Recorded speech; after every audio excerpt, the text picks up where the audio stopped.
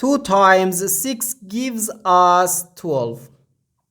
So we have 12 divided by 12 minus 1. Now we do this division. 12 divided by 12 gives us 1. So we have 1 minus 1, which equals 0.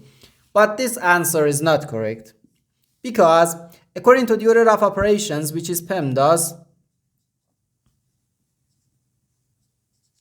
P stands for parentheses, E stands for exponent, M and D stands for multiplication and division, and A and S stands for addition and subtraction.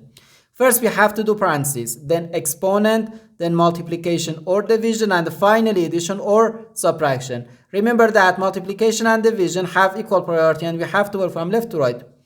And the same applies to addition and subtraction. In this expression we have one division, one multiplication, and one subtraction. According to the PEMDAS, multiplication and division have higher priority than subtraction. And as I said, multiplication and division have equal priority and we have to work from left to right.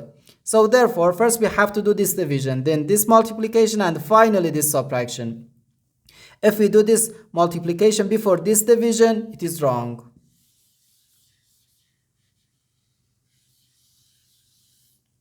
So first we have to do this division. 12 divided by 2 gives us 6.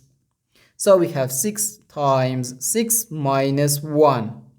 Now in this expression we have one multiplication and one subtraction. According to the PEMDAS, multiplication has higher priority than subtraction because multiplication comes before subtraction. So here first we have to do this multiplication. 6 times 6 gives us 36. So 36 minus 1, which equals 35. And this is our final answer to this problem.